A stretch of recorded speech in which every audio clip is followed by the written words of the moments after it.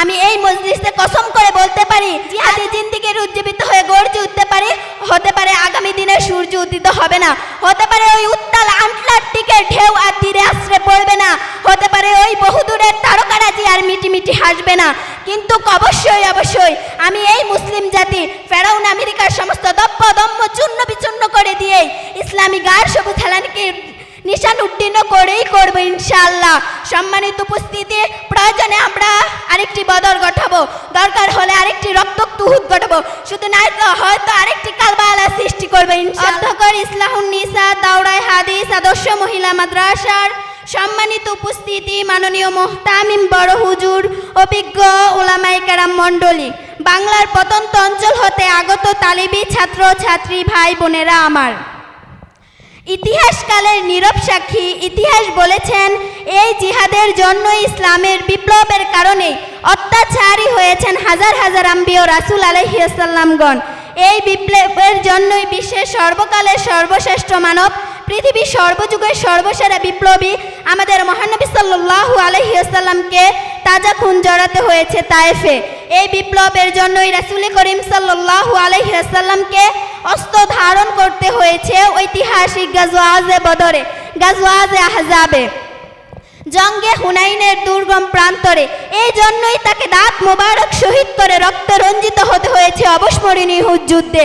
সর্বোপরি ইসলামের বিপ্লবের মহান উদ্দেশ্য প্রিয় নবী হযরত মুহাম্মদ সাল্লাল্লাহু আলাইহি ওয়াসাল্লামকে লং মার্চ করে যেতে হয়েছে প্রচণ্ড গরম আর খেজুর পাতার মৌসুমে 7.5 শতাব্দীর মাইল দূরে তাবুকে। সর্বোপরি ইসলামের বিপ্লবের মহান উদ্দেশ্য প্রিয় নবী হযরত মুহাম্মদ সাল্লাল্লাহু আলাইহি ওয়াসাল্লামকে বিপ্লব শ্রবণকারী সম্মানিত ওলামায়ে কেরাম, বাস্তবিক পক্ষে রাসূল সাল্লাল্লাহু আলাইহি ওয়াসাল্লাম ছিলেন বিপ্লবী।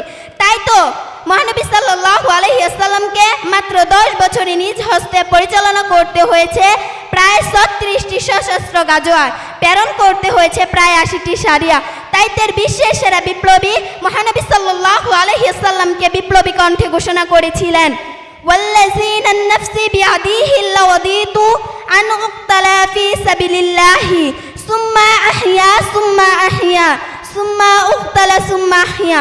ওই সত্তার কসম যার কুদরতের হাতে আমার প্রাণ, আমার তো ইচ্ছে হয় আল্লাহর রাস্তায় জিহাদ করে শহীদ হয়ে যায়, অতঃপর আমাকে আবার জীবিত করে ফের শহীদ হয়ে যায়, এরপর আমাকে আবার জীবিত করা হোক আর আমি জিহাদ ফি সাবিলিল্লাহ পুনরায় শহীদ হয়ে যাই।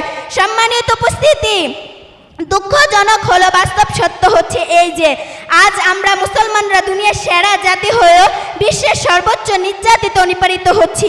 অথচ এমনটি তো কাম্য ছিল না, যেখানে আমাদের রয়েছে অধ্যক্ষতাধিক স্বাধীন সার্বভৌম মুসলিম রাষ্ট্র, আমাদের রয়েছে পেট্রো ডলারের বিলিয়ন বিলিয়ন সম্পদ, রয়েছে প্রায় 150 কোটি দক্ষ জনশক্তি, তারপর আমরা কেন মার খাচ্ছি?